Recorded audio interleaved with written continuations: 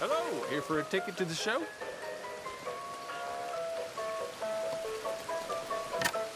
Ticket for one, please. Okay, head on in. Tent to your left.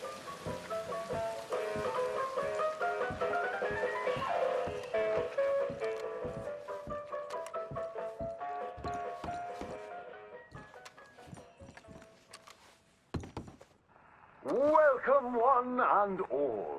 I'm going to take you on a journey around the world to parts unseen by most men. Why, I have traversed the great lands and oceans of the globe and bring you sights and scenes from places far away.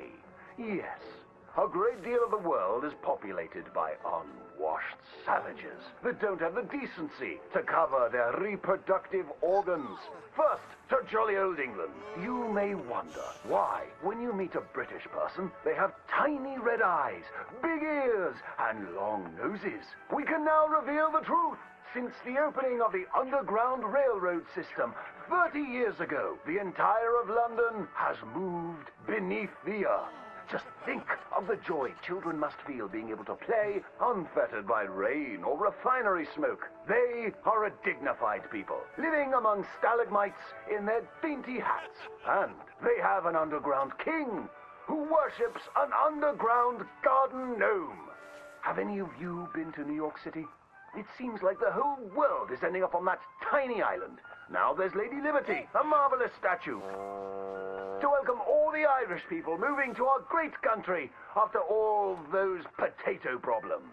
They are welcomed by tourists who toss potatoes out of the head of that lady. In New York City, they are making buildings so high, one day you can walk to the moon for a picnic. Wouldn't that be grand? It's true. Now, we spoke of that unwashed statue. It was a gift from France. How do you think France paid for such a gift? Wanton prostitution? Selling of wine and horse meat?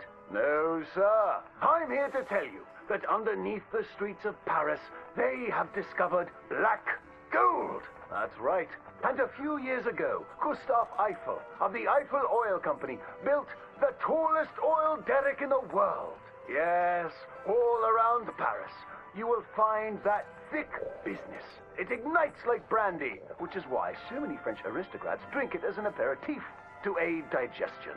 The women of France are dainty and fair of skin, partially because they use that crude oil to bathe in, anointing and greasing their bodies, often before committing sinful pleasures of the flesh. Places that don't change their ways are falling behind. Visit the streets of Italy, and there is literally nobody left.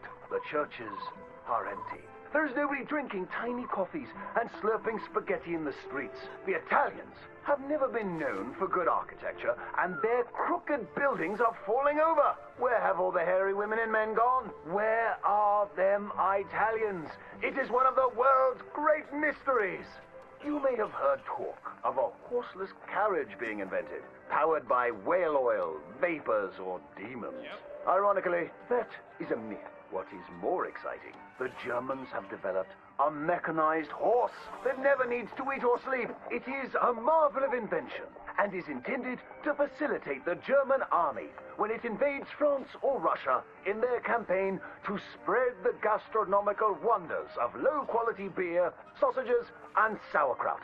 They love cabbage.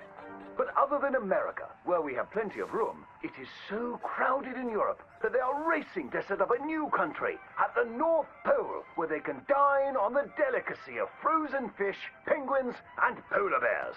Imagine a place that never gets hot. You don't sweat while toiling in the field, and ice is much cheaper there. I predict that someday people of all nations will join hands at the North Pole, wearing furs and eating fish. My next adventure will be to visit Egypt, where I hear they live in giant triangles and talk in a Chinese-like language of birds and eyes and squiggly lines. And they worship cats, which is a bit worrisome and unsavory. Thank you, ladies and gentlemen, for joining me on these fantastic journeys.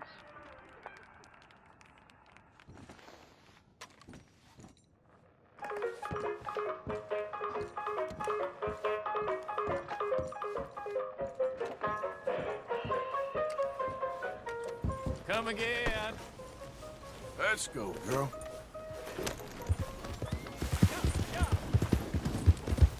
Watch it. Getting quick.